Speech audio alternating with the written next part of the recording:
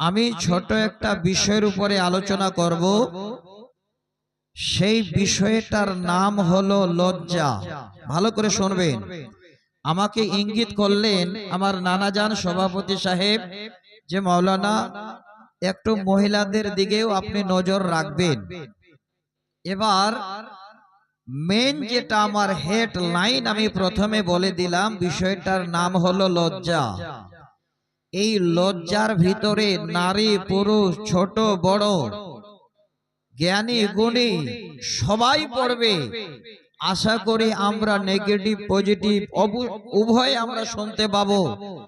এর মাধ্যম দিয়ে আমাদের একটা সুন্দর জীবন ব্যবস্থার আমরা আজকে রাস্তা খুঁজে পাবো ইনশাআল্লাহ। এবার আসেন, আমি তাড়াতাড়ি করে আপনাদের বলি, আল্লাহ পাক আমাদের একটা ধর্মের উপরে নির্দিষ্ট রেখে আমাদের জীবন যাপনের আল্লাহ সুযোগ দিয়েছেন। যেই দিনের উপরে আমরা আছি, আল্লাহর কাছে দোয়া করেন, আল্লাহ যেদিন আমরা তোমার কাছে এই শেষ নিঃশ্বাস ত্যাগ করে যাব, যেন এই দিনের উপরেই অটল থেকে আমরা যেতে পারি। আল্লাহ পাক রব্বুল আলামিন আমাদের সুন্দর করে গুছিয়ে নেবেন। কথাগুলো একটু শুনবেন আগে, তাবলীগি জলসা। তো এই দিন খুব দামি কথা। দিন হলো দুই প্রকার। একটা আমাদের চলার জন্য এই যে দিন সকাল থেকে সন্ধ্যা পর্যন্ত, এই দিনটাকে আমরা বাংলায় লিখি দৈহিষ্যি দৈন্তান্ন দিন। আর একটা দিন আছে যেটা আমরা লিখি দয় বয় যুক্ত দীর্ঘি দৈন্তান্ন দিন। এই দিনের মানে হলো আমাদের ধর্ম। এই দুটো কথা প্রথমে বললাম। এবার যে আমাদের ধর্ম, আমাদের যে দিন, এই দিন আমাদের চারটা জিনিসের উপরে অটল আছে। চারটা জিনিস শুনবেন ভালো করে। আমার ভাই এক খুব সুন্দর আলোচনা করলেন, আমি ওনার আলোচনা শুনছিলাম যে কোরআন হাদিস বলছেন, আর সুন্দর করে আমাদের জীবনের মেন ইবাদতের কথা উনি বললেন, ভালো লাগলো। তো আমি আপনাদের বলছি, এই দিন চারটা জিনিসের উপরে কায়েম আছে বা থাকে। চারটা জিনিস কি? এক নাম্বার হলো আকায়েদ, দ্বিতীয় নাম্বার হলো ইবাদত, তৃতীয় নাম্বার হলো মুআমেলাত, চতুর্থ নাম্বার হলো আখলাক ওয়া আদাব। খুব ভালো করে এই চারটা কথা একটু শুনে রাখেন। এক নাম্বার হলো আকায়েদ, দ্বিতীয় নম্বর ইবাদত, তৃতীয় নম্বর মুআমেলাত, চতুর্থ নম্বরে হলো আখলাক ওয়া আদাব। এবার এই চারটা বস্তুর উপরে আমাদের দিন অটল আছে বা থাকে।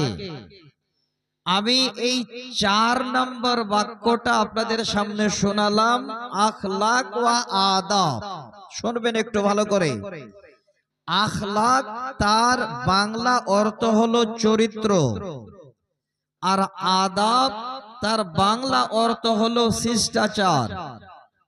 এবার আমরা আমাদের জীবনে কিভাবে চলবো, আমাদের চলার গতি কেমন হবে, আমাদের কথাবার্তা কেমন হবে, আমাদের আচার ব্যবহার কেমন হবে, এই সম্পূর্ণটাই নির্ভর করবে একটা জিনিসের উপরে। যেই বিষয়টা আমার আপনাদের বললাম, সেই বিষয়টার নাম হলো লজ্জা। এই লজ্জা বা হায়ার উপরে এই আপনার চরিত্র, আপনার চলার যেন রাস্তার গতিটা বোঝা যাবে। তাহলে আজকে শুনানি জালসা, আমি যেই টপিক বা বিষয়টা আপনাদের শোনাতে চাচ্ছি, বিষয়টার নাম হলো হায়া, লজ্জা। লজ্জা যদি আমাদের না থাকে, তাহলে জেনে রাখবেন আমরা শুধু এমনি মানুষ। এবার আমি শুরু করছি। আপনাদের সামনে একটা হাদিসকে কেন্দ্র করে আমার এই বিষয়ের ভূমিকা মনে করুন বা শুরু মনে করুন। আস্তে আস্তে আস্তে আস্তে করে সব আপনারা জানতে পাবেন কোরআন এবং সহিহ সুন্নাহর উপরে। এবার আসেন, প্রথমে একটা হাদিস শোনাচ্ছি আপনাদের। হাদিসটার নাম হলো সুনান ইবনে মাজাহ, হাদিস নাম্বার 4181। এতটুকুন দুটো শব্দ শোনাবো, এই শব্দ দুটোকে আগে আপনারা যদি মেনে নিতে পারেন, চিনে নিতে পারেন, শুনে নিতে পারেন, তাহলে আমার বিষয়টা বুঝতে আরো সহজ হবে ইনশাআল্লাহ।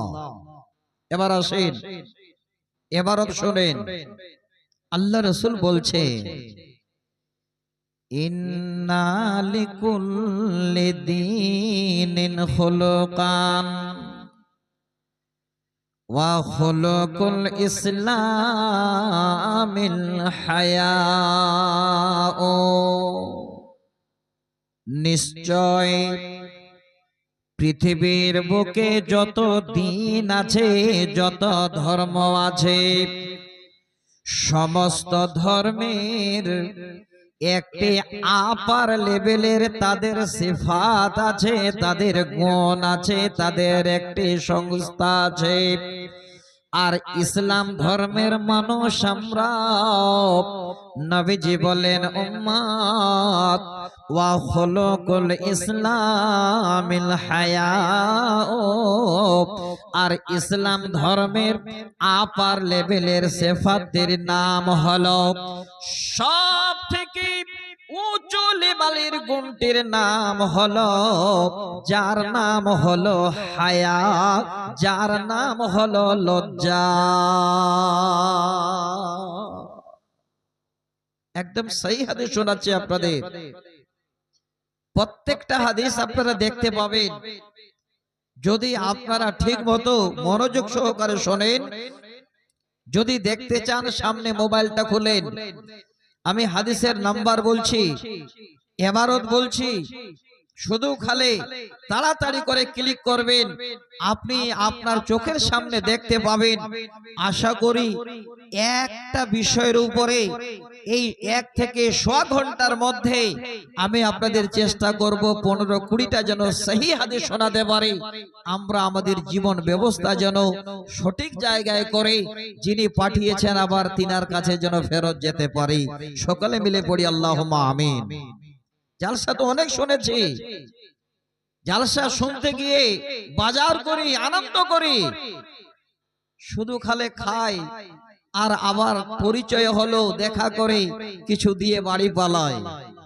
আজকে শোনেন বসে, 3 জন আলেম ওলামার কাছে যদি বেশি নয় গোড়ানে 5 ঘন্টা শুনতে পান, আল্লাহ যদি আপনাদের উপরে রহম করেন আর ঠিক মতো যদি আমল করে জীবন আপনারা কোরআন সহিহ সুন্নাহর উপরে বাস্তবায়ন করেন, আপনার জীবনে যা কিছু করেছেন আপনি খুঁজে পাবেন ইনশাআল্লাহ। শুধু খালি একটু শুনে চেষ্টা করবেন যে আল্লাহ আমরা সেই রাস্তার উপরে একটু চলবো। এবার আসেন, তাহলে প্রথম হাদিসের শব্দের তর্জমা কি করলাম? পৃথিবীর যত ধর্ম আছে সমস্ত ধর্মের একটা আপার লেভেলের একটা গুণ বা সিফাত আছে। আর ইসলাম ধর্মের সব থেকে আপার লেভেলের যেটা গুণ আল্লাহ রাসূল বলছেন, তার নাম হলো লজ্জা, তার নাম হলো চরিত্র, তার নাম হলো হায়া। হায়া যদি থাকে, লজ্জা যদি থাকে, আপনাকে সারা সম্বলপুর নয় এরিয়ার মানুষ আপনাকে সম্মান করবে। আর আপনার যদি লজ্জা না থাকে তাহলে আল্লাহ আপনাকে ঘৃণা করবে, মানুষ তো করবেই করবে। এবার আসেন, দ্বিতীয় একটা হাদিস শোনাচ্ছি। আপনারা শুনলেন প্রথম হাদিস। এই হাদিসটার কিতাবের নাম হলো সহিহ তারগিব ওয়া তারহিব, হাদিস নাম্বার 2630। ভালো করে নেবেন। হাদিসের রাবি হযরতে কুররাত বিন আইয়াস রাদিয়াল্লাহু তাআলা আনহু।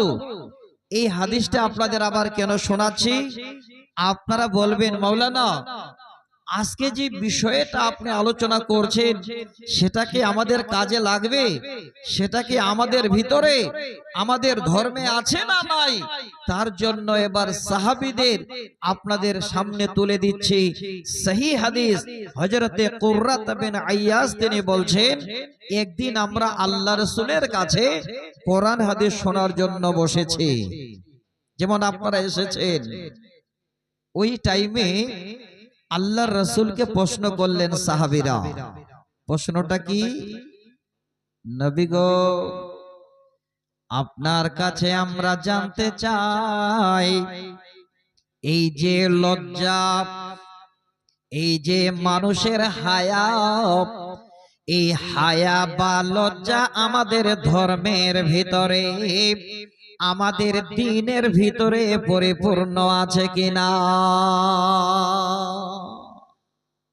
দেখেন, উনাদের উদ্দেশ্য হলো আল্লাহ রাসূলের কাছে শুনবো, আর আল্লাহ রাসূলের কাছে যেটাই পাবো সেটাই সত্য 100%, এখানে কোনো রকমের সন্দেহ থাকবে না।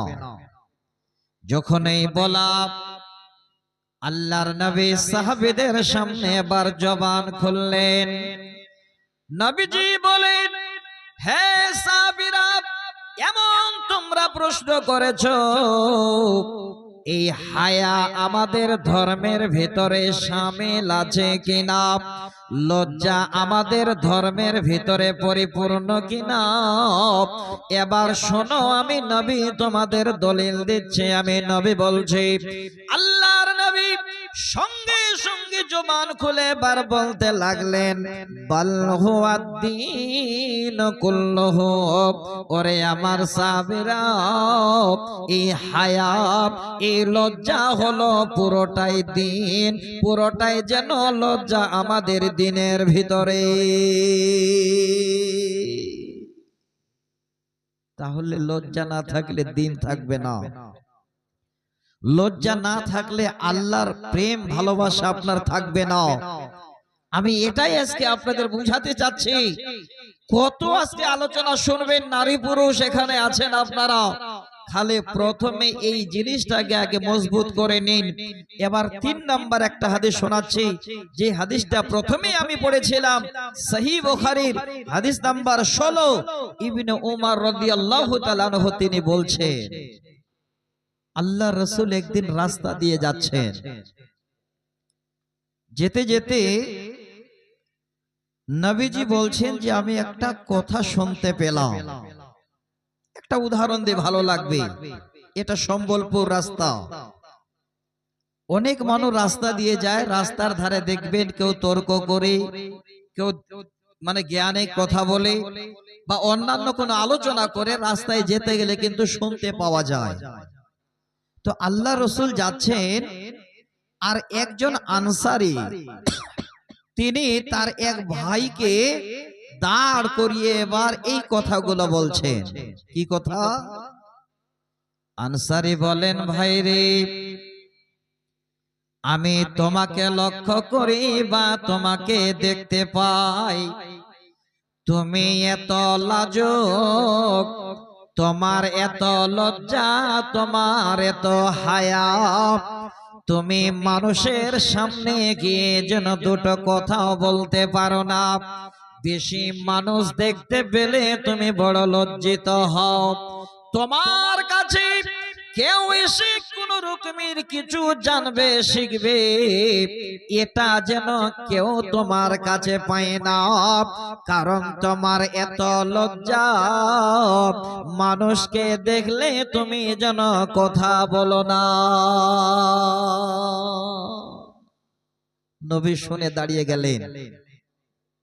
মনে হয় প্র্যাকটিক্যাল ফিল্ডে দেখতে পাবেন, আমি বুঝিয়ে বলছি আপনাদের। নবী এবার দাঁড়িয়ে ওই আনসারীকে আওয়াজ দিয়ে বলেন, আনসারী শোনো, দাআহু ফাইন্নাল হায়া মিনাল ঈমান। নবী বলেন, ও আনসারী, তুমি তোমার ভাইকে ছেড়ে দাও, তোমার ভাইকে কিছু বলো না, কারণ হলো ফাইনাল হায়া মিনাল ঈমান, এই হায়া, এই লজ্জা হলো ঈমানের পরিপূর্ণ একটা যেন বন্ধু। এই হায়া হলো ঈমানের সঙ্গে সামঞ্জস্য। অতএব ওই তোমার ভাইয়ের ঈমান আছে মানে তার লজ্জা আছে। তাহলে ঈমানের সঙ্গে লজ্জার কত মিল আছে। আজকে যেই মায়েরা লজ্জাহীনা, যেই মায়েদের হায়া নেই, যেই মায়েরা রাস্তা চলতে গিয়ে লজ্জা কি জিনিস বিকে দিয়েছে, যেই ভাইরা রাস্তায় লজ্জা কি জিনিস জানে না, আজকে আপনাদের শোনাচ্ছি এই তাবলীগি জালসায়।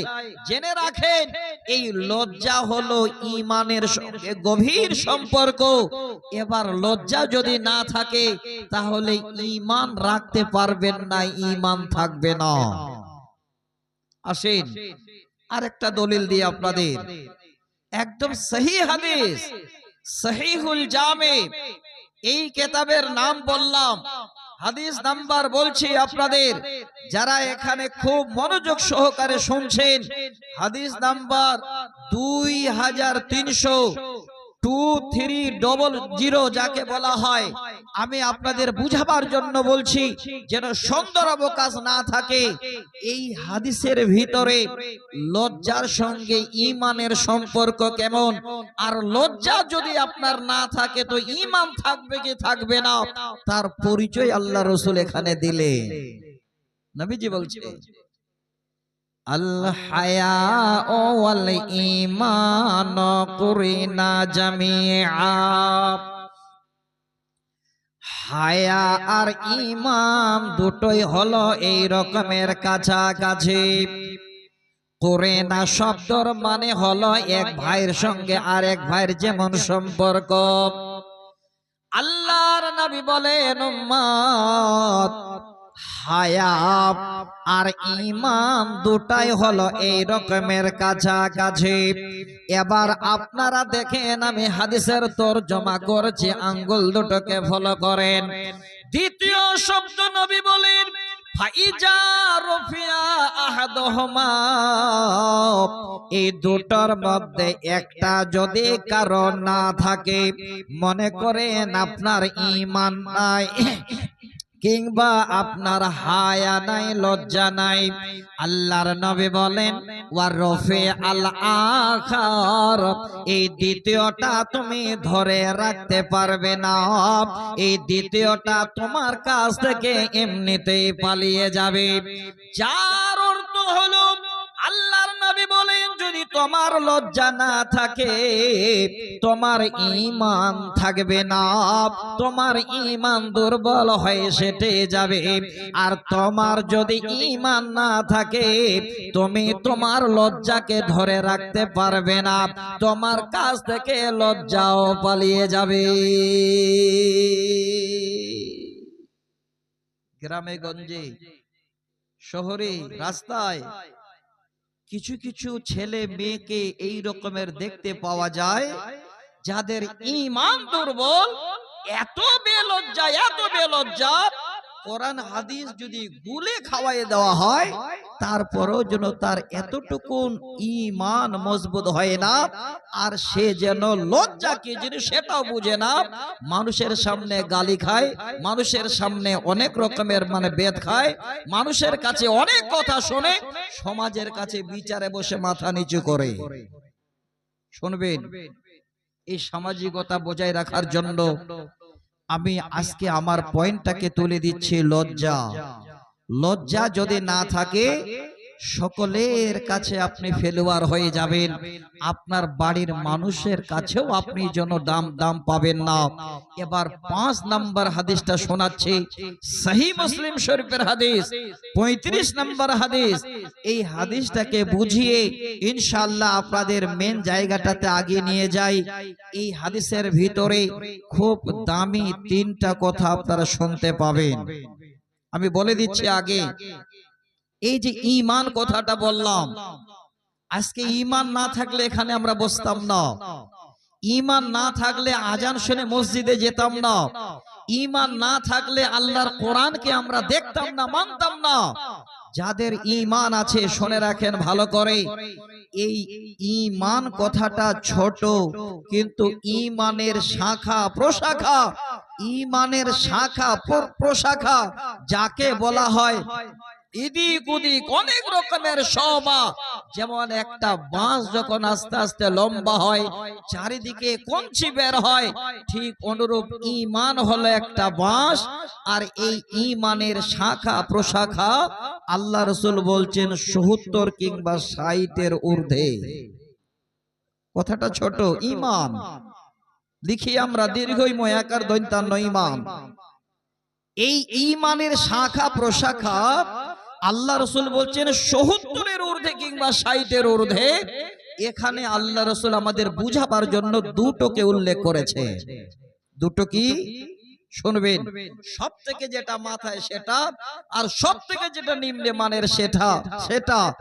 আজকে আমরা তাবলীগী জালসা শুনে যদি এই দুটো জিনিস মেনে নিতে পারি, আপনারা জীবনে অনেক কিছু নিয়ে নিতে পারবে। নবী বলেন আল ঈমানু বিজউ ওয়া সাবউনা আও বিজউ ওয়া সিত্তুনা শুবাতান ফা আফজালুহা কাউলু লা ইলাহা ইল্লাল্লাহ ওয়া আদনাহা ইমাতাতুল আযা আনিত তারিক। এবার তরজমা শুনেন। আল্লাহর নবী বলেন ঈমানের শাখা প্রশাখা ৭০ বা ৬০-এর ঊর্ধ্বে। সব থেকে যেটি আপার লেভেলের শাখা, সেই শাখাটির নাম হলো ফাআফজালুহা কাউলু লা ইলাহা ইল্লাল্লাহ।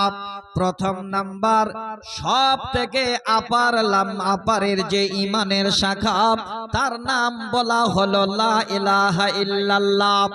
লা ইলাহা ইল্লাল্লাহ পড়া কিংবা হৃদয়ের মধ্যে আপনার বুকের ভিতরে মেনে নেওয়া, কিংবা মুখে পড়া অন্তরে স্বীকারোক্তি দেওয়া, আল্লাহর নবী বলেন ১ নাম্বার শাখা হলো আপার লেভেলের ঈমান, যেটা লা ইলাহা ইল্লাল্লাহ দিয়ে যেন পরিচয় হয়।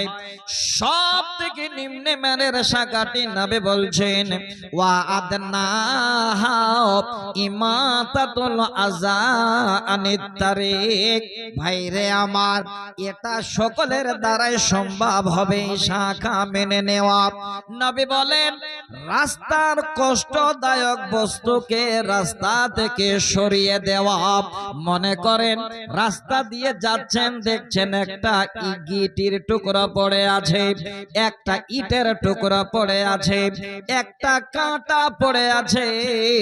আপনি যদি রাস্তা থেকে সরিয়ে দেন, আপনি যদি ভাবেন এটা কাউকে লাগলে ক্ষতি হয়ে যাবে, নবী বলেন ওয়া আদনাহা ইমাতাতুল আযা আনিত তারিক। কষ্টদায়ক বস্তুকে রাস্তা থেকে সরিয়ে দেওয়া, এটা হলো ঈমানের নিম্ন মানের শাখা। ইসলাম আজকে আমাদের শিক্ষা দিল ঈমানের সব থেকে যেটা নিম্ন মানের শাখা, সেটা কষ্টদায়ক জিনিস রাস্তা থেকে সরিয়ে দেওয়া। এবার শেষ বাক্যটা শুনেন হাদিসে নবীজি বলেন ওয়াল হায়াউ শুবাতুম মিনাল ঈমান। হায়া হলো, লজ্জা হলো ঈমানের যেন একটি অঙ্গ। ওরে মা বোন, আপনাদেরও যেন আজকে আলোচনাটা চলে আসবে। আল্লাহর নবী শেষে হাদিসে রংশে দিয়ে দিলেন ওয়াল হায়াউ শুবাতুম মিনাল ঈমান। হায়া হলো, লজ্জা হলো ঈমানের অঙ্গ। আপনার হাত আছে, পা আছে, চোখ আছে, কান আছে, পুরো বডিতে যেমন এই কর্ণটা এক সাইডে আছে, সেটা একটা বডির অঙ্গ। আপনার হাত আছে, আপনার বডির অঙ্গ। আপনার যে মাথার চুল আছে এটাও বডির অঙ্গ। ঠিক আল্লাহ রাসূল বলছেন ঈমানের একটি অঙ্গ হলো হায়া, ঈমানের একটি অঙ্গ হলো লজ্জা। যদি এই অঙ্গটুকুকে কেউ ছেড়ে দেয় তাহলে সেই ঈমান থেকে দূরে সরে যাবে। এবার আসেন আমি আপনাদের কাছে এই পাঁচটি হাদিস দিয়ে কি বুঝাতে চাইলাম। আমার যেটা পয়েন্ট, আমার যেটা আজকের বিষয়, সেই বিষয়টাকে আপনাদের ক্লিয়ার করে দিলাম যে পৃথিবীর বুকে এই হায়া, এই লজ্জা হলো একটা ঈমানের অঙ্গ, আর এই হায়াই হলো ঈমানের জন্য বন্ধু। এবার আসেন আবার বলছি আপনাদের, হায়া বা লজ্জা হলো দুই কোয়ালিটির, দুই প্রকারের। এই হায়া লজ্জা দুই প্রকার আমরা জানি না, কিন্তু আপনাদের আমি শোনাচ্ছি কেতাবের হাওয়ালা দিয়ে।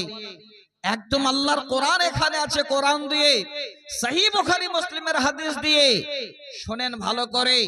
এবার এই হায়া বা লজ্জা হলো দুই প্রকার।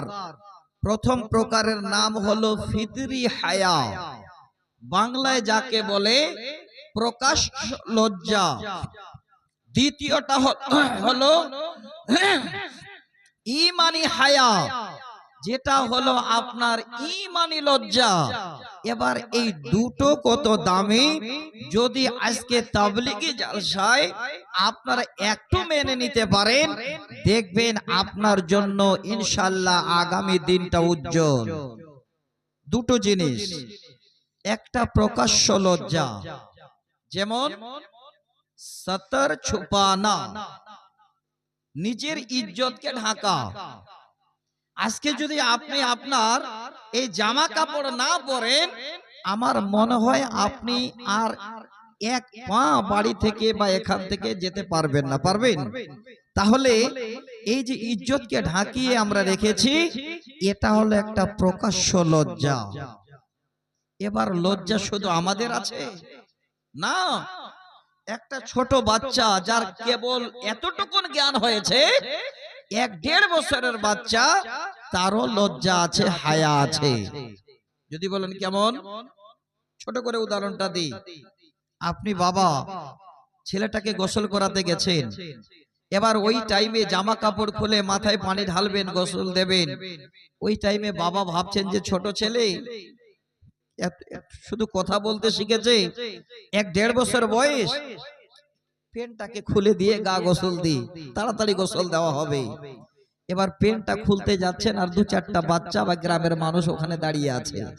আচ্ছা বলেন, ওই 1-1.5 বছরের বাচ্চা বাবার দিকে তাকাবে না, ওই যে যারা দাঁড়িয়ে আছে তাদের দিকে তাকাবে, আর বাবা পেন খুলবে তো টেনে ধরবে, খুলতে দেবে না লজ্জায়, যে আমার পেনটা খুললে তারা দেখে হাসবে।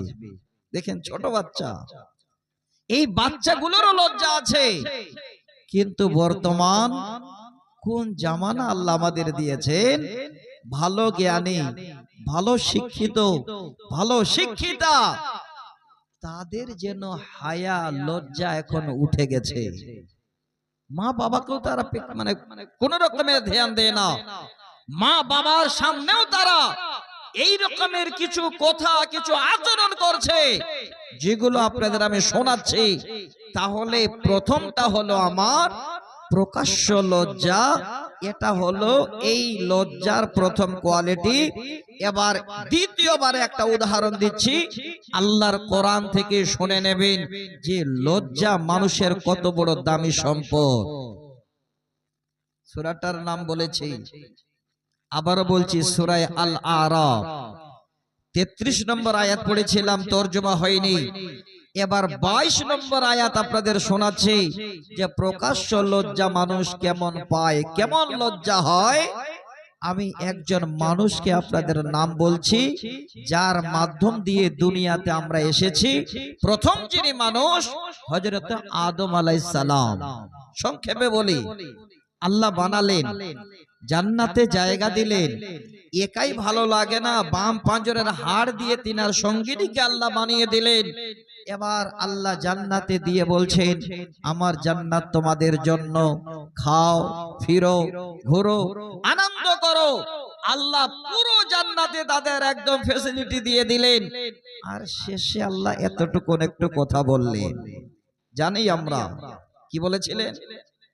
আল্লাহ বলেন, আদম, পুরো জান্নাত তোমাদেরকে ছেড়ে দিলাম, ঘুরবে, খাবে, আনন্দ করবে, আমার এই কথাটুকু মানবে। ওয়ালা তাকরাবা হাজিহিস শাজারা, হে আদম, পুরো জান্নাত তোমাদের, শুধু ওই গাছের কাছে যাবে না আর গাছের ফল খাবে না, বাদ বাকি পুরো জান্নাত আমি আল্লাহ তোমাদের ছেড়ে দিলাম। জীবন দেখেন, শয়তানের ফেরে পড়ে ওই জায়গাটাতে এবার হাজির হয়ে দুইজনে গাছের কাছে গিয়ে ফল চিবাচ্ছে। কোরআন তর্জমা করছে, দেখবেন যখনই সেই দৃশ্য আল্লাহ দেখলেন, আল্লাহ নারাজ হয়ে গেলেন। আদম, আমি না বলেছিলাম পুরো জান্নাত তোমাদের, খালি গাছের কাছে যাবে না, ফল খাবে না, সেখানেই চলে গেলে। এই মানুষ আজকে আমরা আল্লাহ যেটা নিষেধ করছেন ওই জায়গাটাতে আমরা করতে বেশি বাহাদুর। আজকে মিলান জীবনটাকে। এবার যখনই জান্নাতের গাছে দাঁড়িয়ে ফল খাচ্ছে, আল্লাহ জান্নাতের নেয়ামতকে এবার যেন ছিনিয়ে নিচ্ছে। কোরআন শুনেন, আল্লাহ পাক এবার আওয়াজ দিয়ে বলেন, আদম, হে আদম শুন, ফালাম্মা যাকাশ শাজারাতা বাদাত লাহুমা সাওআতুহুমা ওয়া তাফীকা ইয়াখসিফানি আলাইহিমা মিন ওয়ারাকিল জান্নাহ।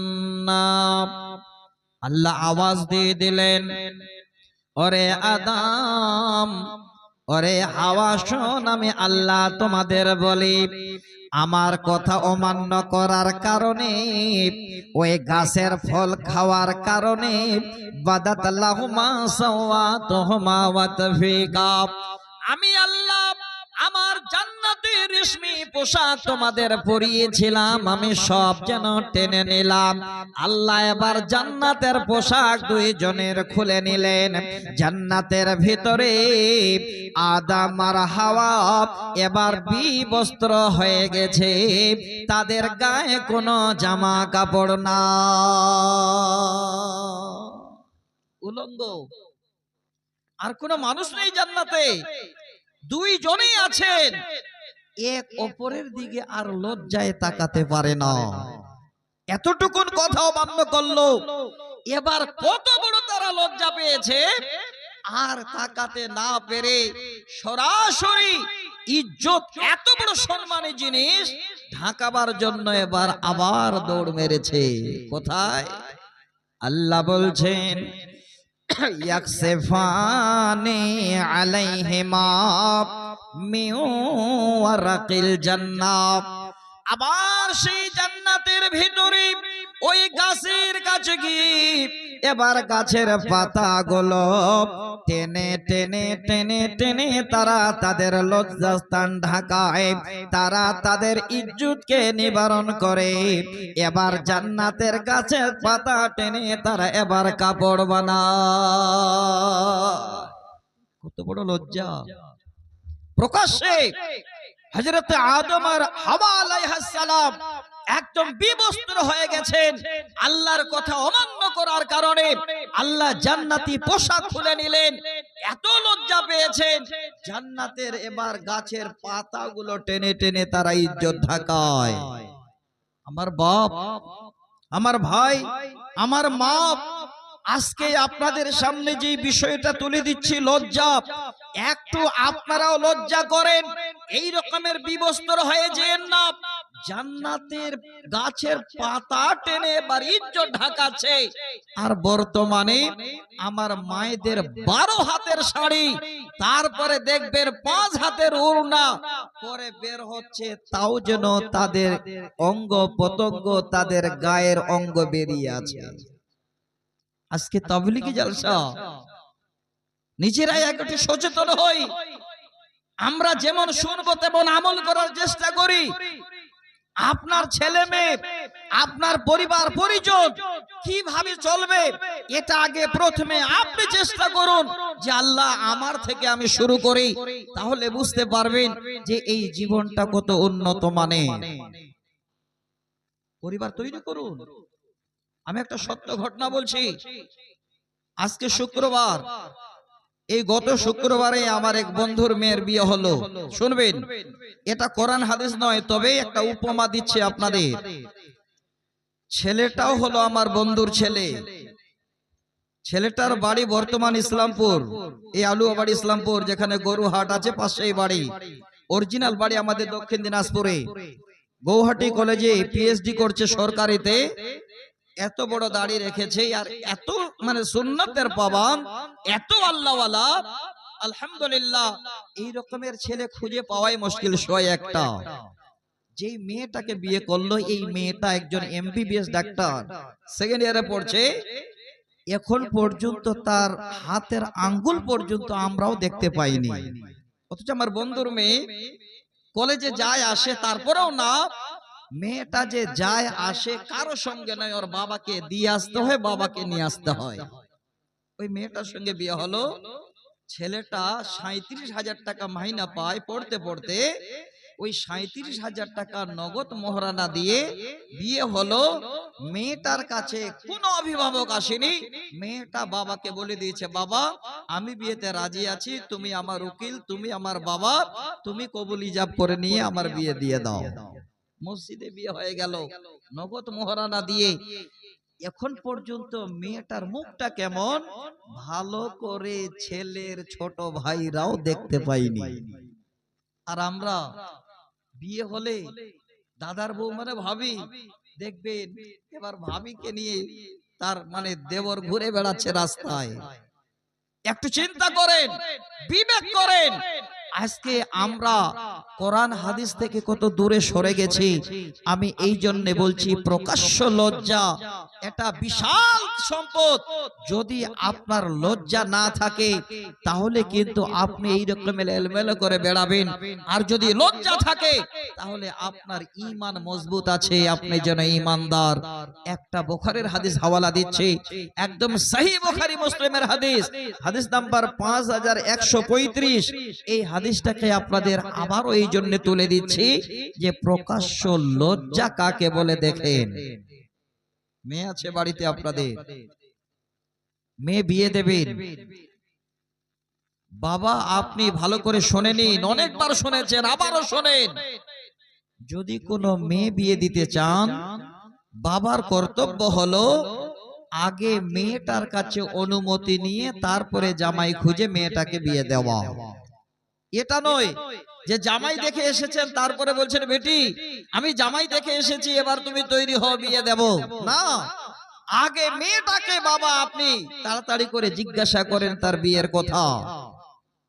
হাদিস শুনেন, একদম সহিহ হাদিস। নবীজি বলেন, ওয়ালা তুনকাহুল বিকরু হাত্তা তুস্তাআযানা।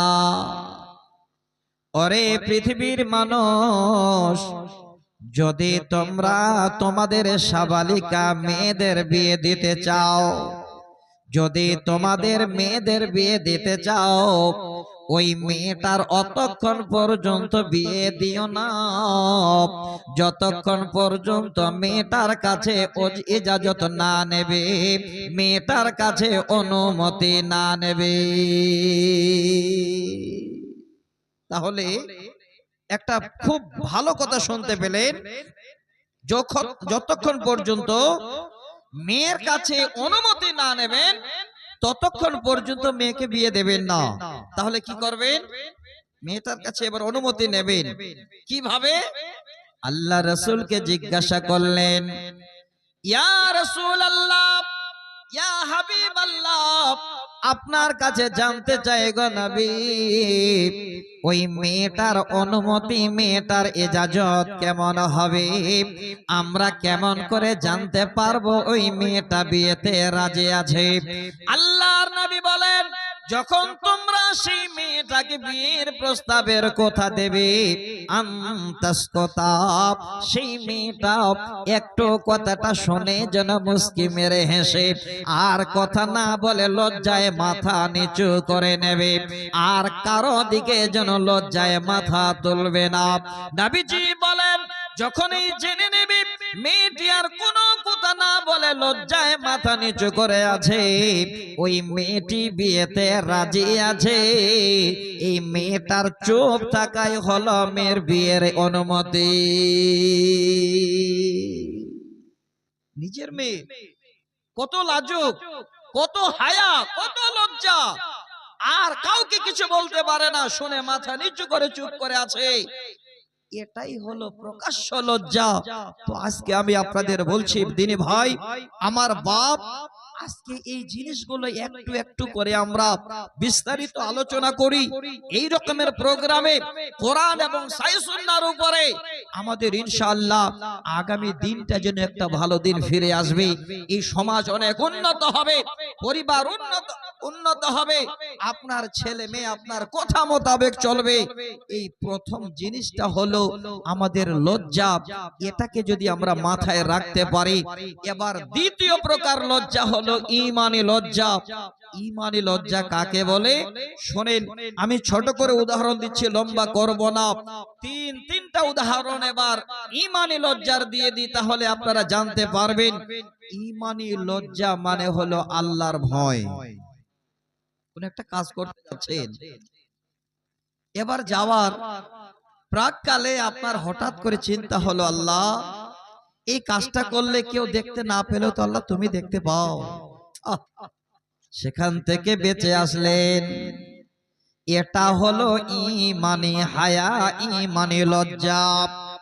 আপনারা বলবেন, মাওলানা এটা আমরা কেমন করে বিশ্বাস করব ঈমানে এটা লজ্জা, দলিল নেই কেন?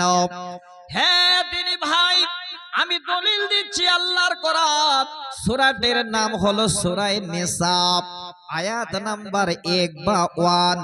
এই প্রথম আয়াতের যেন শেষ অংশটাকে একবার মিলিয়ে নেবেন। আল্লাহ বলেন, ইন্নাল্লাহা কানা আলাইকুম রাকিবা, নিশ্চয়ই আল্লাহ আমাদের উপরে নিগরান। আল্লাহ পাক যেন আমাদের উপরে আছেন, যা কিছু করতে যাই সব আল্লাহ আমাদের দেখতে পান। আমার দিনী ভাই, হ্যাঁ বন্ধু, আপনার ঈমানি যদি লজ্জা থাকে আপনার দ্বারায়, এতটুকুন যেন কোনো অন্যায় হবে না। রাতে আজান হচ্ছে ভোরে, আপনি গরু বের করেছেন, মহিষ বের করেছেন, আর ওখানে কাঁড়ির পালা দেওয়া আছে 2-4টা, আপনার আরো কারো, আপনি ভাবছেন আমার কাঁড়ির পালাটাতে কাঁড়ি চলে যাচ্ছে তাড়াতাড়ি করে, এখন তো কেউ নেই, খালি আজান হলো, আমি একাই বেরিয়েছি গরু নিয়ে, আমার কাঁড়ির পালা থেকে না নিয়ে অমুকের কাঁড়ির পালা থেকে 4টা কাঁড়ি এনে গরুকে দিয়ে দিই। অনেকে করে, অনেক দাম অনেক লোকের হয়। এবার যখন আপনার ঈমানি লজ্জা থাকবে, আপনার কাঁড়ির পালা ছেড়ে অন্যর কাঁড়ির পালায় হাত যাবে। আপনার যদি ঈমানি লজ্জা হয়, আল্লাহ কেউ দেখতে না পেলেও তুমি তো দেখতে পাও, দেখবেন অন্যর কাঁড়ির পালায় হাত যাবে না, আপনি আপনারটা দিয়েই কাজ সারবেন। এর নাম হলো ঈমানি হায়া। দ্বিতীয় উদাহরণ দিচ্ছি, বর্তমানে এই জিনিসগুলো এত জরুরি, এত প্রয়োজন, এত জানা দরকার। আমার মা, আমার বোন, আজকে আমরা কষ্ট করে ছেলে মেয়ে মানুষ করছি, এই ছেলে মেয়েরাও বুঝে না যে ঈমানি হায়া কাকে বলে। নিজের মা বাবা কেউ যেন ফাঁকি দিতে ছেলে মেয়েরা ছাড়ে না, অথচ শিক্ষিত শিক্ষিতা ছেলে মেয়ে তারাও নিজের মা বাবাকে ফাঁকি দেয়। সেই বাবা মা যদি শিক্ষিতা হয় কিংবা যদি আনপড় হয়, কিভাবে ফাঁকি দেয়? ছোট করে একটা উদাহরণ দিচ্ছি। আল্লাহর কোরআনের আয়াতটা একটু শুনে যাবেন। আমি আপনাদের অল্প টাইমের জন্য আছি মেহমান। সূরাটির নাম সূরা গাফির, আবার আরেকটা নাম বলা হয় সূরা মুমিন। 40 নম্বর সূরার 19 নম্বর আয়াত আমি আপনাদের সামনে তুলে দিচ্ছি। দেখবেন যে এই ছেলে মেয়েরা আমরাও যেন কি করে মানুষকে ফাঁকি দিই। মনে করেন আজকে জালসার দিন, জালসায় আসছেন, খাবার সেরে আপনার মেয়ে, আপনার ছেলে, আপনার ছোট ছেলে, আপনি আপনার স্ত্রী একসঙ্গে আসছেন। আর আজকে জালসার দিন, আপনার মেয়ে গাজল কলেজে পড়ে কিংবা শামসি কলেজে পড়ে। দুদিন আগে বন্ধুকে দাওয়াত করেছে, বন্ধু অবশ্যই তুমি আসবে আজকে জালসা আমাদের কাছে। পাকা রাস্তা পেয়েছে, এবার এসে ছেলে দাঁড়িয়ে আছে দোকানের কাছে, দেখা হবে। আর ওই টাইমে আপনার মেয়ে, আপনি, আপনার স্ত্রী, ছোট ছেলে মেয়েকে নিয়ে আসছেন জালসায়। আপনার মেয়ে যেন দেখছেন বন্ধু আমার সামনে দাঁড়িয়ে আছে, মা আছে সাথে, বাবা আছে সাথে। মেয়েটা এবার ছেলেটার সঙ্গে কথাও বলতে পারে না, কি করবি? কাছাকাছি যখন হয়ে গেল, ওই টাইমে এবার চোখ দিয়ে ইশারা করে দিল। মা বাবা ফাঁকি, মা বাবা জানতে পারল না। আমার মেয়ে যেন এক বন্ধুকে ইশারা করেছে। এই সময় চোখের ইশারা দিয়ে বলে, ভাই আমার মা বাবা আছে, এখন কথা নয়, একটু পরে। ছেলেটা যেন ফেল ফেল করে চেয়ে থাকলো। মা বাবা জানতে পারলো না, হেঁটে চলে আসলো। কিছুক্ষণ পরে মেয়ে এবার পরে যাচ্ছে ছেলের সঙ্গে দেখা করতে, সেটা লাগবে পর। আমার বলার উদ্দেশ্য হলো ইমানি হায়াত। হে বোন, হে ভাই রে, আপনি যে আপনার মা বাবাকে ফাঁকি দিলেন, আপনার ছোট ভাই বোনদের ফাঁকি দিলেন, চোখের ইশারা করলেন, আপনার কি একবারও চিন্তা হলো না আল্লাহ আমি যে চোখের ইশারা করলাম, যিনি চোখ বানিয়েছেন, যিনি চোখ চালাচ্ছেন, তিনাকে জীবনে কোনোদিন ফাঁকি দেওয়া যাবে না। তিনি কে একটু বলুন? তিনি কে? আল্লাহ। দলিল দিচ্ছে আপনাদের, শুনেন আল্লাহর কোরআন বলছে। আল্লাহ পাক বলেন, ইয়ালামু খাইনাতুল আ'য়ুনি ওয়া মা তুখফিস সুদূর। আল্লাহ বলেন, বান্দা বান্দিরে, তোমরা যদি এই চোখ দিয়ে কোথাও ইশারা করো, আমি আল্লাহ তোমাদের চোখের ইশারাও জানি, আমি তোমাদের চোখের ইশারাও বুঝি। ওয়া মা তুখফিস সুদূর, তোমরা যদি তোমাদের হৃদয়ের মধ্যে কোনো সংকল্প করো, সেটাও আমি আল্লাহ যেন জানি। হে দিনী বাপ আমার, ভাই আমার, এতটুকুন যদি ঈমান থাকে, এতটুকুন ঈমানি যদি লজ্জা হয়, আল্লাহ আজকে পৃথিবীর সবাইকে ফাঁকি দেওয়া যায়, তোমার কাছে ফাঁকি দেওয়া সম্ভব নয়। দেখবেন এমনিতেই যেন একটা ভালো রাস্তা পেয়ে যাবে, চিন্তা নেই। সে আল্লাহ আমাদের পাঠিয়েছেন, ডেলি দিন অক্সিজেন দিচ্ছেন, ব্যবস্থা দিচ্ছেন, আমাদের চলাফেরার জন্য শক্তি দিচ্ছেন, সব যোগাচ্ছেন। যিনি সব দিয়েছেন, তিনাকে আমরা সব সময় স্মরণ করি না। আজকে আমাদের হালাত একবার বুঝে দেখি আমরা সবাই। আরো আপনাদের একটা উদাহরণ দিচ্ছি, একদম জানা শোনা কথা। সূরাটির নাম হলো সূরা মুলক। আমরা পড়ি, আলেম ওলামারা পড়েন, তাবারাকাল্লাযী বিয়াদিহিল মুলকু ওয়া হুয়া আলা কুল্লি শাইইন কাদির। অনেক ফজিলত আছে। সেই সূরাটা থেকে একটা উদাহরণ দিচ্ছি, ঈমানি হায়াত, ঈমানি লজ্জা কাকে বলে। তারা আজকে যারা এই জায়গায় আমরা আছি, আশা করি কিছুটা আল্লাহ যেন আপনাকে ফিরিয়ে দেন। সূরা মুলকের 13 নম্বর আয়াত। এই আয়াতটুকু শুধু আপনাদের শোনাবো, অন্য কিছু শোনাবো না। উদাহরণ ছোট করে একটু দিচ্ছি। ভালো লাগবে, আমাদের প্রয়োজন আছে, যেগুলো দরকার আমাদের সেগুলো আমরা কোরআন থেকে সব খুঁজে পাবো। মোবাইল তো খুব ব্যবহার করেন। গত পরশুদিনে হঠাৎ করে আমিও মোবাইলে দেখলাম সারা বিশ্বের বড় বড় বৈজ্ঞানিকেরা সব থেকে বড় রোগ যেটা ক্যান্সার, সেই ক্যান্সারের রোগ তারা কোরআন থেকে খুঁজে পেয়েছে। ক্যান্সারের ওষুধ তারা কোরআন থেকে খুঁজে পেয়েছে। ক্যান্সারের সব থেকে বড় যেটা দাওয়াই সেটা যেন কোরআন থেকে তারা খুঁজে পেয়েছে। যা চাইবেন কোরআন তাই আপনাদের দেবে, আমাদের দেবেন। এবার আসেন, আমি আপনাদের এই উদাহরণটা কেন দিচ্ছি, আমার বোন, আমার ভাই, বর্তমান যে জেনারেশন, বর্তমান যে পরিস্থিতি, এখন আমরা যেন যিনি আল্লাহ সব আমাদের দিলেন, আমরা মনে মনে ভাবি তিনাকেও কোনো সময় ফাঁকি দিই, কিন্তু সম্ভব নয়। দেখবেন যখন সবাই ঘুমিয়ে যায়, কোন রকমের মানুষ চেতন নাই, ঘর দরজা সব বন্ধ করে দিয়েছেন, বাতি বন্ধ করে দিয়েছেন, তারপরেও যেন এবার আপনি লেপের ভিতরে, কম্বলের ভিতরে এই মোবাইলটা নিয়ে এবার আপনি আপনার কাছের বন্ধু, আপনার কাছের বান্ধবী, তাকে এবার মেসেজ শুরু করলেন।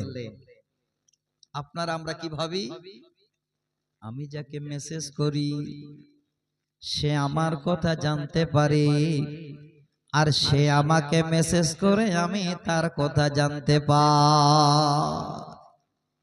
এই দুইজন ছাড়া আর কেউ জানতে পায় না।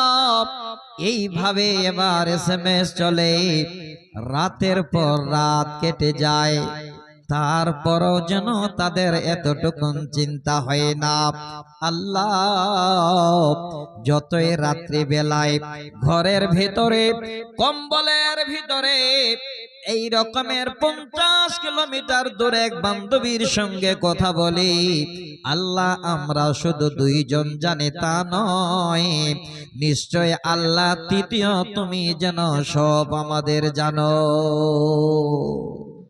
একবারও ইমানি চিন্তা হয় না, ইমানি লজ্জা হয় না। আল্লাহর কোরআন শুনে আল্লাহ পাক বলেন, বান্দা ওয়া আসিরু কাওলাকুম আবিজহারু বিহি ইন্নাহু আলিমুম বিদাতিস সুদূর। আল্লাহ বলেন, বান্দা বান্দিরে, তোমরা যদি ছুপিয়ে ছুপিয়ে কথোপকথন করো, কিংবা যদি উঁচু আওয়াজে কথোপকথন করো, আমি আল্লাহ তোমাদের সম্পূর্ণ রূপে তোমাদের কথোপকথন আমি জানি, আমি আল্লাহ শুনি। ইন্নাহু আলিমুম বিজাতিস সুদূর, নিশ্চয়ই আমি আল্লাহ তোমাদের অন্তরের খবর পর্যন্ত জানি। এতটুকুন লজ্জা হোক, এতটুকুন বিবেকে বাঁধুক। আল্লাহ আজকে যাকে এসএমএস করছি মাবুদ তুমি জানতে পাও, এতটুকুন ইমানি লজ্জা যদি আসে, আল্লাহ সব তুমি জানতে পাও, দেখবেন আস্তে আস্তে আপনার সব জন এসএমএস বন্ধ হয়ে যাবে। কিন্তু নেই, একটাই কারণ, প্রথম গোড়াটাতে আমরা আগে সকল বাবারা এই বাচ্চাদেরকে আমরা নষ্ট করে ফেলেছি। বর্তমানে বাচ্চাদের ব্রেন গুলোকে, এত তাজা তাজা ব্রেন গুলোকে নষ্ট করছি এই মোবাইল দিয়ে। এখন থেকে মোবাইল পাগল, ছোট বাচ্চা কিছুই খায় না, মোবাইল দিয়ে দেন, যা খাবেন সব খেয়ে নেবে। কি অবস্থা হয়ে গেছে আমার মা, হে বোন, আজকে আমি আপনাদের খুব মনোযোগ সহকারে এই কথাগুলো জানাচ্ছি। আমি আগেই বলেছি যে আজকে 1-1.5 ঘন্টা সোয়া ঘন্টা কোরআন হাদিসের আলোচনা শোনেন, ভালো লাগবে। সময় বেশি হলে হয়তো 2-4-10 মিনিট গজল গেয়ে কাটা যেত, কিন্তু সময় তো বেশি নয়। শোনার সময় একদম নেবার মতো সময়, এই টাইমটা খুব দামি সময়।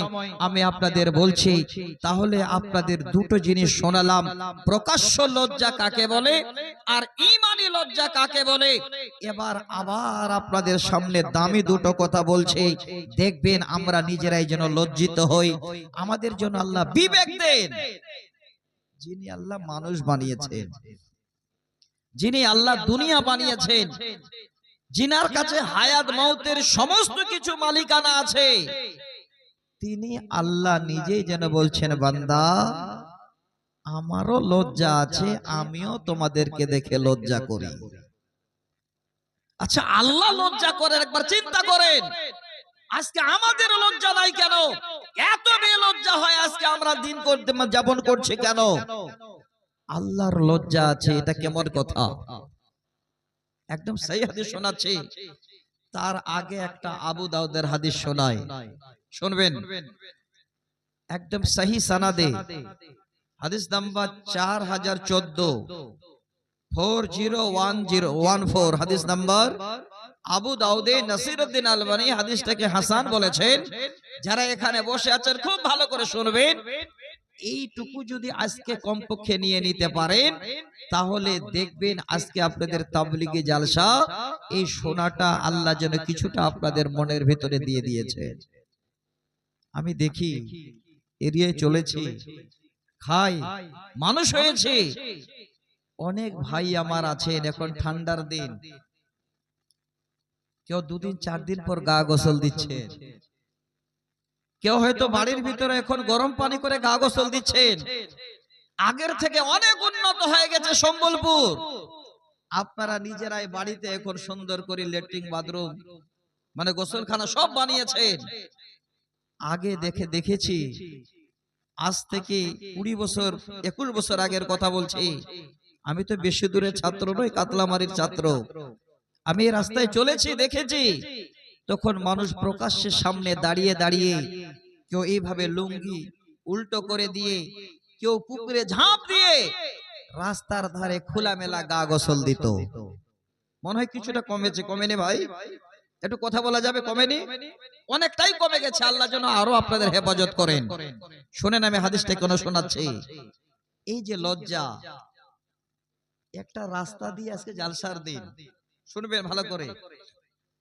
দুটা মেয়ে আসছে জালসা শুনতে, আস্তে আস্তে ভাগ্যক্রমে দেখা গেল কিংবা যে কোনো কারণে মাথার কাপড়টা পড়ে গেছে। আপনি তখন লাঠি নিয়ে আছেন, ভলান্টিয়ার বেস আছে আপনার মানে বুকে। আপনি বলছেন, কি নাম তোমার গো? তোমার লজ্জা নেই? তুমি জালসায় যাচ্ছ, মাথার কাপড় পড়ে গেল। ওই মেয়েটার লজ্জা দেখতে গেলাম, ব্যতিক্রম। অথচ আমরা পুরুষ, আমরা যে রাস্তার ধারে খালি গায়ে মানে গোসল দিচ্ছি, আমরা যে বর্তমানে এখন পেন পরে সুইমিং পুল না কি বলছে জানি না, কোথায় কোথায় আবার মানে এই জানুয়ারি মাসের শুরু থেকে ঘুরতে যাচ্ছে, পেন পরে ঝাঁপিয়ে ঝাঁপিয়ে গা গোসল দিচ্ছে এই মুসলমানের বাচ্চা। একবারও আপনাদের খুব লজ্জা হায়া বেশি হয়ে গেছে? আপনাদের কি লজ্জা করতে হয় না বন্ধু? আমাদের কি লজ্জা করতে হয় না? দেখেন হাদিসটা শোনাচ্ছে আপনাদের। আল্লাহর রাসূল একদিন রাস্তা দিয়ে আসছেন। আমি কোন জায়গাটা শোনাচ্ছিলাম যে আল্লাহ আমাদের দেখে লজ্জা করেন, তার আগেই হাদিসটা শোনাচ্ছি, মনে করে রাখবেন। আল্লাহ রাসূল আসছেন, আস্তে আস্তে দেখছেন একজন মানুষ রাস্তার ধারে খালি গায়ে ছোট একটা যেন মানে লুঙ্গি বা কোনো একটা কিছু পরে গা গোসল দিচ্ছেন। আল্লাহ রাসূল তাকে কিছুই বললেন না, হাঁটতে হাঁটতে চলে আসলেন। সমাধানের জায়গা, পৃথিবীর যত যা কিছু সমাধানের জায়গা হলো জুমার খুতবা। আলেম ওলামার কোন একটা দৃশ্য দেখলেন অন্যায়, অসামাজিক কিছু, সেটা খুতবার মাধ্যমে যেন ফিরে আসে, মানুষ আলোচনা করে। আল্লাহ রাসূল এসে খুতবাতে উঠলেন। শোনাচ্ছে হাদিসটা আপনাদের। নবীজি এবার যেন খুতবায় দাঁড়ালেন, দাঁড়িয়ে যে দৃশ্য নবীজি দেখে আসলেন সেই দৃশ্যের কথা নবী তুলে দিলেন। নবী বলছেন ইন্নাল্লাহা হাইয়ুন সিত্তিরুন ওয়া ইউহিব্বুল হায়া ওয়া সিত্তিরা ফাইজা ইগতাসালা আহাদুকুম বিসিত্তির। আল্লাহর নবী এবার খুতবার মাধ্যমে এই হাদিস শোনান। নবী বলেন নিশ্চয় আল্লাহ তিনি হাইয়ুন, তিনি যেন লাজুক। আল্লাহ তিনি যারা লজ্জা করেন এবং যারা পর্দা করেন আল্লাহ তাদের পছন্দ করেন। কথাটা কত সুন্দর করে নবী বোঝাচ্ছেন। ফাইজাক্তা সালা আহাদুকুম বিসিত্তির, ওরে আমার সাহাবীরা যদি তোমরা কেউ গা গোসল দাও অবশ্যই যেন কিছুটা আড়ালের ভিতরে গা গোসল দাও। কি বুঝতে পারলাম? হায়া আমাদেরও করা উচিত, লজ্জা আমাদেরও করা উচিত। এটা নয় যে রাস্তার ধারে টেবল আছে, খালি গায়ে আপনি লুঙ্গিটা এবার তুলে নিয়ে গা গোসল দিচ্ছেন, লোকেরা যাচ্ছে, এটা যেন হলো ইসলামের খেলাফ। আল্লাহর নবী নিজেই যেন এবার সাহাবীদের শোনালে। এবার আসেন তিনি আল্লাহ কত বড় লাজুক, তিনার কত লজ্জা আছে। আল্লাহর কিভাবে লজ্জা আপনাদের শোনাতে যাই, তাড়াতাড়ি করে হাদিসটা শুনবেন। এই জায়গাটা কত দামি। আল্লাহর নবী বলছেন ইন্নাল্লাহা হাইয়ুন কারীমুন আনা আস্তাহি মিনহুর রাদুলু ইলাইহি ইয়াদাইহি আইয়ুরাদ্দুহুমা সিফরান খাইবাতাই। সহিহ হাদিস। এবার তরজমা করছি। আল্লাহর নবী বলছেন নিশ্চয় আল্লাহ তিনি হাইয়ুম, তিনি কারীম, তিনি যেন আমাদের দেখে বড় লজ্জা করে। কাদের দেখে লজ্জা করেন শোনেন এবার। এবারত নবীজি বলছেন মিনার রাদুল ইলাইহি ইয়াদাইহি, যখন কোন আল্লাহর বান্দা আল্লাহর কাছে কিছু চাওয়ার জন্য হাত উঠায়। ভাই আমার, বাপ আমার, আমি আপনাদের বলি তাবলীগি জালসা, শুনানি জালসা ভালো করে দেখেন, শুনে যান, নিয়ে যান। আল্লাহর কাছে আপনি এবার চাইবেন। আল্লাহর নবী বলছেন আল্লাহ পাক যেন এইভাবে আমাদের চাওয়ার দিকে চেয়ে আছেন। ইতিমধ্যে নবী বলছেন আইয়ুরাদ্দুহুমা সিফরান খাইবাতাইন, আল্লাহর কোন বান্দা যখন আল্লাহর কাছে হাত উঠায়, ডুকরে ডুকরে কান্না করে, আল্লাহর কাছে আর্তনাদ করে, আল্লাহর নবী বলেন আল্লাহ পাক এবার তিনি যেন বড় লজ্জা পান সেই বান্দার হাত তাকে খালি হাত ফেরত দিতে। তাহলে ভাবেন, চিন্তা করেন, যেটাই আপনি চাইবেন আল্লাহ দেবেন, আপনার খালি হাতটা ফেরত দিতে আল্লাহ লজ্জা করেন। অথচ এখন আমরা চাই না। আসসালামু আলাইকুম রাহমাতুল্লাহ, আসসালামু আলাইকুম রাহমাতুল্লাহ, নামাজ শেষ, উঠে লুঙ্গি ঝাড়তে ঝাড়তে এবার চার দোকান। বলুন ঠিক না ভুল বললাম? হে বন্ধু, এতটুকু চিন্তা হয় না যে আল্লাহর কাছে চাইতে হবে? আপনি নিজে নিজে একা একা চান, কি প্রয়োজন আপনার? কেউ দিতে পারবে না, তিনি দিতে পারবেন যা প্রয়োজন আপনাকে সব। আরেকটা হাদিস শোনাচ্ছি আপনাদের, এই সুবর্ণ সুযোগ আজ থেকে হাতছাড়া করবেন না। আল্লাহর কসম বলছি, রাত্রি বেলায় একটার সময় যদি কোনোদিন আমি বাড়িতে ঢুকি, তারপরেও কিন্তু চেষ্টা করি যে ঠিক যেন ফজরে মসজিদে হাজির হই। আর যেদিন রাত্রি বেলায় সারা রাত সফর করি, গতকাল রাত্রি বেলায় আমি প্রোগ্রাম করে সরাসরি মসজিদে গিয়ে নামাজ পড়ে তারপরে বাড়িতে ডাকছি। কেন? আমি জানি শুয়ে গেলে আর চেতন পাবো না। আমি যেটা আপনাদের বুঝাতে চাচ্ছি, আপনারা আমরা সময় যেন নষ্ট না করি, কাজে লাগান। একদম সহিহ হাদিস শোনাচ্ছি, রাতের তেহাই অংশে 3 ভাগের 2 ভাগ যখন চলে যায়, আল্লাহ পাক সপ্তম আকাশ থেকে নেমে নিচের আকাশে চলে আসে। আল্লাহ কি বলে জানেন? বান্দা কার কি প্রয়োজন আমার কাছে চাও, আমি দেব। আপনি বলছেন মাওলানা, চারটা ছেলে মেয়ে, এত খাচ্ছি, আমার জন্য উপায় না, এতগুলো করছি, আমার জন্য শরীরটাও ভালো নাই, থাকবে কি করে? আপনি তো মেন জায়গায় পৌঁছাতে পারছেন না। কি প্রয়োজন আপনার? সুখের জিন্দেগি? আপনি কি চান? যে আপনি ভালোভাবে চলবেন, আপনার মেয়েটা একটা ভালো ঈমানওয়ালা জামাই হোক।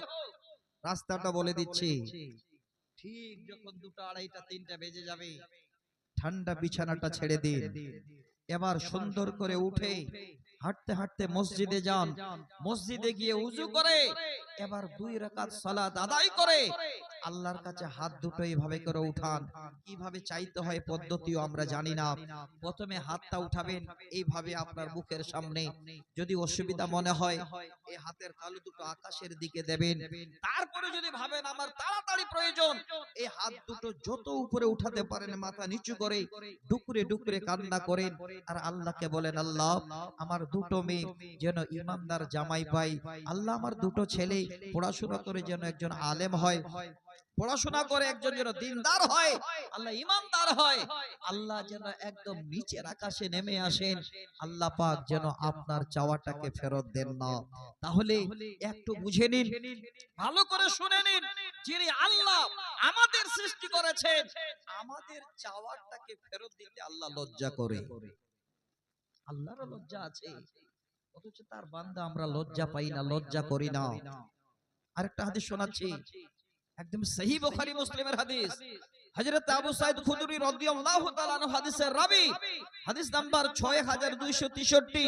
যারা এখানে বসে আছেন একদম এতটুকু অংশ শোনাচ্ছি, পৃথিবীর সর্বশ্রেষ্ঠ মানব যিনি মদিনার বুকে শুয়ে আছেন, নবী মুহাম্মদ রাসূলুল্লাহ, মনোযোগ সহকারে পড়ুন, সাল্লাল্লাহু আলাইহি ওয়াসাল্লাম, তিনি একজন বিশ্বের শ্রেষ্ঠতম মানুষ।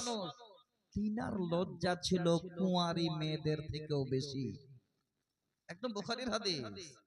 নবীজি বলেন, হযরত আবু সাঈদ হাদিসের রাবী, কানা রাসূলুল্লাহ সাল্লাল্লাহু আলাইহি ওয়াসাল্লাম আশাদ্দা হায়াআন মিনাল আযরাই ফি খিদরিহা। হযরত আবু সাঈদ খুদরী বলছেন, আল্লাহর নবী এত বড় লাজুক ছিলেন, এত বড় লাজুক ছিলেন, যেমন কুঁয়ারি মেয়েরা তারা লজ্জায় ঘরের কোণায় ঢুকে থাকতো। আমরা বড়দের সঙ্গে কি কথা বলতে হয়, কিভাবে কার সঙ্গে কথা বলতে হয় সেটাও শিখিনি, অথচ বিশ্বের 1 নম্বর মানুষ, তিনার লজ্জা ছিল কুঁয়ারি মেয়েদের মতো। এবার তার পাশে একটা বুখারীর হাদিস শোনাচ্ছি, জীবনে এত কথা এই হাদিসের ভিতরে আমরা দামি পাবো, যদি একটু মূল্যায়ন করি তাহলে কিন্তু অনেক কিছু আমরা নিতে পাবো। শুনেন, হাদিসের রাবী আম্মা জান আয়েশা সিদ্দিকা রাদিয়াল্লাহু তাআলা আনহা, তিনি বলছেন, একদিন আমার হাবিব আল্লাহর রাসূল আমার ঘরে শুয়ে আছেন। তাকাবেন আমার দিকে, আজকে এই দিনের কথা শুনতে এসেছেন, কান চোখ সবগুলো একটু ফ্রি রাখেন, ভালো লাগবে। তো আল্লাহ রাসূল একটু কাঁধ হয়ে আছেন, আর এই হাঁটুর এই কাপড়টা একটু আল্লাহ রাসূলের উদাম হয়ে আছে।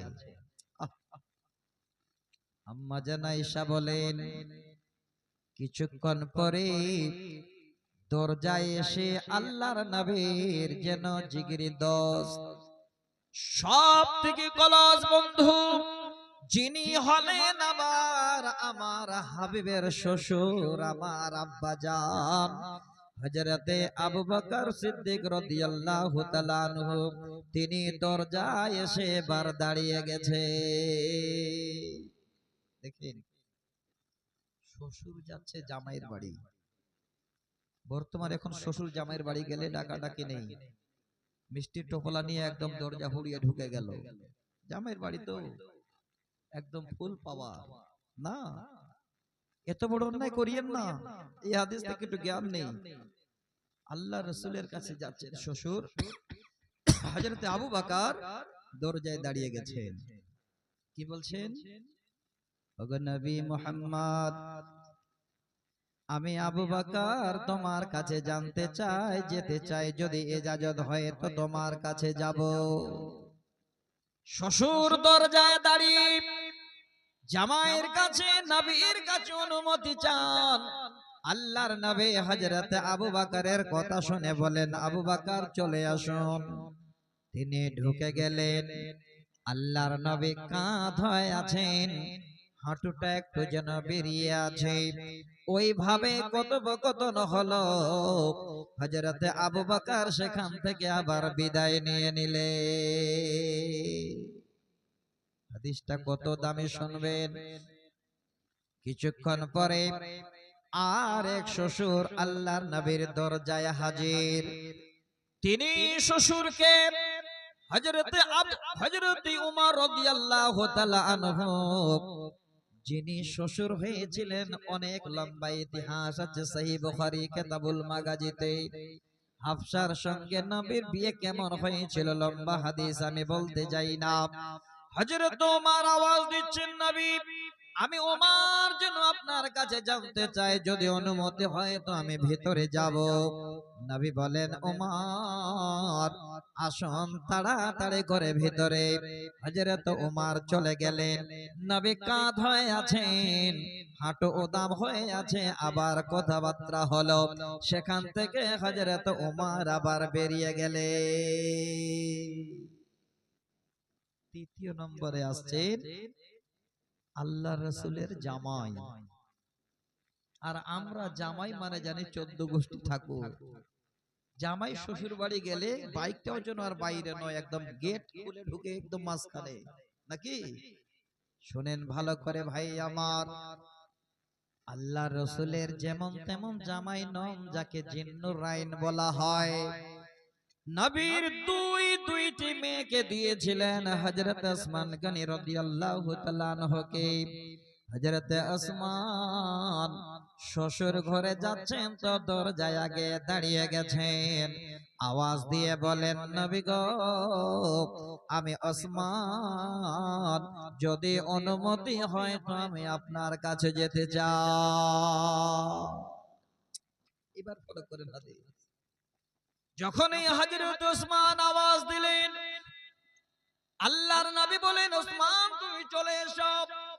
হযরত ওসমান যখনই ঘরে ঢুকছেন, সঙ্গে সঙ্গে আল্লাহর নবী কাঁধ হয়েছিলেন, উঠে বসে গেলেন। হাঁটুটা একটু উদাম হয়েছিল, তাড়াতাড়ি করে সেটে নিলেন। হযরত ওসমানের সঙ্গে কথোপকথন হলো। তিনি যখন বেরিয়ে গেলেন, আম্মা জান আয়েশা এবার আল্লাহর নবীর সামনে প্রশ্ন তুললেন, নবী গো, আমার আব্বা যখন আসলেন আপনি কাঁধ হয়ে শুয়ে থাকলেন, আপনার হাঁটু উদাম যেন কিছুই হলো মনে হলো না। তারপরে হযরত ওমর আসলেন, একই হালাত দেখলাম, কিন্তু মোবাইল ফিরে আসে না। তার মানে খুব দামি সম্পদ মনে করেন, কিচ্ছু না। আপনার সবথেকে দামি সম্পদ হলো আপনার ঈমান, কিন্তু এতটুকু আমরা করতে পারি না। আলহামদুলিল্লাহ, যাক খুশি হলাম। তাহলে এবার হাদিসটা কি শোনালাম। আল্লাহ রাসূল বলছেন, আয়েশা আমি ওসমানকে দেখে কেন লজ্জা করব না, যে ওসমানকে দেখে স্বয়ং আল্লাহর ফেরেশতারা লজ্জা করে। তাহলে দুটো পয়েন্ট আরো পেলাম, কি? আল্লাহর লজ্জা আছে, আল্লাহর রাসূলের লজ্জা ছিলেন। এবার আসেন, এই পয়েন্টটা আমি বলছি আপনাদের 4 নাম্বার পয়েন্ট। আমার মা, আমার বোন ইঙ্গিত করেছিলেন, আমার নানাজান সভাপতি সাহেব, যে কিছুটা মহিলাদের একটু আপনি ইঙ্গিত করবেন। আমার মা, এবার আসেন এই পয়েন্টটা থেকে, এই বিষয়টা থেকে আমি আপনাদের বুঝাতে চাচ্ছি আপনারা কেমন করে লজ্জা করবে, আপনাদের লজ্জার কোয়ালিটি কেমন, ধরনটা কেমন হবে। আল্লাহর কোরআন শুনেন, ছোট করে শোনাচ্ছি। সূরাটির নাম সূরা কাসাস, আয়াত নাম্বার 23, 24 এবং 25। ছোট করে বলি, সকলে আমরা জানি হযরতে মূসা আলাইহিস সালাম তিনি তিনার জীবনে একবার একটা কীর্তিকে মেরে আল্লাহর অর্ডার হলো মাদাইনে চলে গেলেন। জানা কথা বলছি, আমার মায়েদের এতটুকুর পয়েন্ট তুলে দিতে চাচ্ছি, টাইম আমার আর মাত্র 4 থেকে 5 মিনিট, শুনবেন ভালো করে। এবার হযরতে মূসা আলাইহিস সালাম তিনি বসে আছেন, দৃশ্য দেখছেন এই গাছের ছায়ায়, দেখছেন দুইজন মেয়ে মানুষ অনেকগুলো বকরিকে নিয়ে পানি পান করার জন্য আসছে, আর কুয়ার সামনে। আসসালামু আলাইকুম ভাইরা আমার, যুবক বিন্দু, আপনারা আব্দুর রহমান বিন দেলওয়ারকে নিয়ে আসেন, উপস্থিত করেন। টাইম হয়ে গেছে, আপনারা আব্দুর রহমান বিন দেলওয়ারকে উপস্থিত করেন, হাজির করেন, আমার অনুরোধ। ইনশাআল্লাহ চলে আসবেন, অসুবিধা নেই। তো ভাই আমার, আমার মায়েদের শুধু এতটুকু শোনাচ্ছি, মা যদি এটাই মেনে নিতে পারেন আজকে আপনাদের জালসা শোনা কামিয়াব হয়ে যাবে। তো মেয়ে দুটো দেখছেন ছেলেগুলো সবাই কুয়ার কাছে এলোমেলো করছে, এবার বকরিগুলোকে তারা টেনে ধরে আছে, যেতে দিচ্ছে না ভিড়ের ভিতরে। লজ্জা হচ্ছে ছেলেদের ভিতরে যাব। আল্লাহ পাক বলেন, ওয়ালাম্মা ওয়ারাদা মাআ মাদিয়ানা ওয়া ওয়াজাদা মিন দুনিহিম ইমরাতাইনি তাজুদান ক্বালা মা খাতাবাকুমা ক্বালাতা লা নাসকি হাত্তা ইসদিরার রিয়াউ ওয়া আবুনা শাইখুন কাবীর। এবার ওই দৃশ্য দেখে হযরতে মূসা আলাইহিস সালাম চলে গেলেন, মেয়েদের কাছে গিয়ে বলছেন, বনরে মা কালা মা খাতবাকুমা, কি ব্যাপার, এই বকরিগুলোকে আগলে ধরিয়াছো? এবার মেয়ে দুটো বলছেন, ওই ছেলেদের কাছে আমরা যেতে পারি না রে ভাই, আমার আমার বাবা যেন বৃদ্ধ মানুষ, আমাদের বাড়িতে আর কেউই পুরুষ মানুষ নাই। সঙ্গে সঙ্গে এবার কি করলেন, বকরিগুলো নিয়ে গিয়ে পানি পান করিয়ে দিলেন, আবার তিনি এসে গাছের ছায়ায় বসে গেলেন। আমি আর যেন লম্বা করছি না, মেন পয়েন্টটা বলে দিই। মেয়ে দুটো বাড়ি চলে গেল, বৃদ্ধ বাবা এবার মেয়েদের প্রশ্ন করেন, বেটি রে, ডেলি দিন তোমাদের বাড়ি ফিরতে দেরি হয়ে যায়, সন্ধ্যা হয়ে যায়, আজকে তাড়াতাড়ি আসলে মা কেমন করে, কি কারণ বলো? মেয়ে দুটো বলেন, আব্বা, একটা ছেলে আমাদের জন্য এই রকমের করে আমাদের হেল্প করেছে। বাবা শুনে বলছেন, শোনো, তোমরা তাড়াতাড়ি করে যাও, দুজনের মধ্যে একজন, আমার মা এতটুকু নেন, এইটুকু শেষ করে দিচ্ছে। কি বলছেন? ফাজাআতহু ইহদাহুমা তামশি আলা ইসতিহয়াইন। এটাই হলো বলার পয়েন্ট। এবার যেন তিনি দুই মেয়ের মধ্যে এক মেয়েকে বলছেন, বেটি রে, তোমরা দুজনের মধ্যে একজন যাও, আর সেই ছেলেটা গিয়ে তুমি তাড়াতাড়ি করে ডেকে নিয়ে এসো। এবার মেয়েটি যাচ্ছেন, দেখেন যাওয়ার টাইমে আল্লাহ ইসতিহয়াইন এমন লজ্জামতি হয়, এমন লজ্জা নিয়ে যেন তার অঙ্গ প্রত্যঙ্গ কিছুই দেখা যায় না। এবার দূর থেকে আওয়াজ দিয়ে বলেন, ভাই, আমার আব্বা আপনাকে ডাকেন, আপনাকে যেন কি বিনিময় দেবে। খোলামেলা নয়, হাসি মুখে নয়, এত লজ্জা, এত লজ্জা, তার অঙ্গ প্রত্যঙ্গ দেখা যায় না। এবার নিয়ে এসে বাবার কাছে হাজির করলেন। কিভাবে গেলেন, কে আগে গেল, কে পরে গেল, আপনাদের জানা কথা বলছি। আমার মেন যেটা পয়েন্ট ছিল, আর 1 মিনিট, সেই পয়েন্টটা হলো আল্লাহ ইসতিহয়াইন। একটা মেয়ে একটা পুরুষকে ডাকতে গেল, তার অঙ্গ প্রত্যঙ্গ ঢাকিয়ে কোন রকমের এতটুকু অঙ্গ তার যেন বাইর হয়েছিল না। মা জননী, আমি অনুরোধ করছি, জোড়হাত করছি, লজ্জা যদি করে জীবন করেন, আপনার ঈমান থাকবে, আপনি সম্মানে থাকবেন। কত বড় সম্মান আপনার হতো, আমি হাদিসটা শোনাতে পারলাম না, 5252 নম্বর হাদিস সহিহ বুখারীর আমি শোনাতাম। হযরতে আতা বিন আবি রাবিহ হাদিসের রাবী যে যদি আপনারা লজ্জা করেন, লজ্জার বিনিময়ে আল্লাহ আপনাদের জান্নাতে দেবেন। যাক, আজকে এই পর্যন্ত, যেহেতু টাইম আমাদের বাঁধানো আছে। আলহামদুলিল্লাহ, ভালো লাগলো। যেহেতু শুনানি জালসা, আমি আপনাদের কাছে এই জন্য আজকে টাইম নষ্ট করে নি বন্ধু। না একটা কবিতা শোনালাম, না গজল শোনালাম, ইউটিউবার ভাইরা কষ্ট পেল, আমি বুঝতে পারছি। আসসালামু আলাইকুম ওয়া রাহমাতুল্লাহি ওয়া বারাকাতুহু।